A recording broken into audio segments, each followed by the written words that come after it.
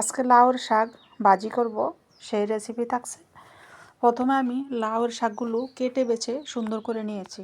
এখানে দিয়ে দিয়েছি 1 কাপের মতো এরকম সিম, ছোট ছোট করে কেটে বিচিওয়ালা সিম। যাই হোক, আমি এখানে দিয়েছি কাঁচামরিচ, পেঁয়াজ এবং রসুনটাকে আমি থেতো করে দিয়েছি, আর দিয়েছি স্বাদ মতো লবণ। এখন চুলায় দিয়ে দিয়েছি, চুলায় সিদ্ধ বসিয়ে দিয়েছি। এই লবণে আর এই মশলাতেই সিদ্ধ হয়ে যাবে।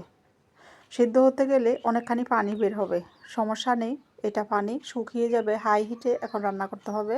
যখন পানি বের হয়, হাই হিটে রান্না করলে পানিটা শুকিয়ে যাবে। কিছুক্ষণ পর পর উল্টে পাল্টে দিব, যাতে করে ভালোভাবে শাকগুলো সিদ্ধ হয়। এই পর্যায়ে অনেকগুলো পানি বের হয়েছে। হাই হিট, চুলার হিট বাড়িয়ে দিলে পানিটা চলে যাবে। পানি কমে আসলে এইভাবে খুন্তি দিয়ে খুঁচিয়ে খুঁচিয়ে দিতে হবে, তাহলে শাকগুলো গলে যাবে এবং সাইজটা ছোট ছোট হয়ে যাবে।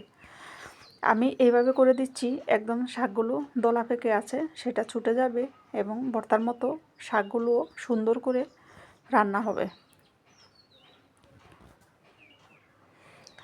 শাকগুলোকে এইভাবে খুঁচিয়ে খুঁচিয়ে দিতে একদমই আমার সুন্দর শাক হয়ে গিয়েছে। এখন আমি বাগার দেব।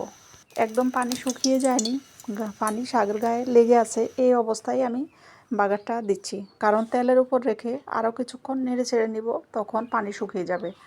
প্রথমে আমি রসুন কুচি দিয়ে দিয়েছি। রসুন কুচিটা হালকা বাদামি হয়ে আসলে পরে আমি দেব পেঁয়াজগুলো। রসুনগুলো হালকা বাদামি হলে একটা সুঘ্রাণ বের হবে, এই কারণে আমি রসুনগুলো আগে ভেজে নিচ্ছি। দিয়েছি 1 কাপ পরিমাণ পেঁয়াজ কুচি। পেঁয়াজটা এখন ভেজে নিচ্ছি, লাল লাল করে ভেজে শাকগুলো দিয়ে দিব এর মধ্যে। কয়েকটা শুকনো মরিচও দিয়ে দিয়েছি, চাইলে আপনারা ভেঙেও দিতে পারেন, আমি আস্ত দিয়েছি। এই তো শাকগুলোকে এইরকম হয়েছে।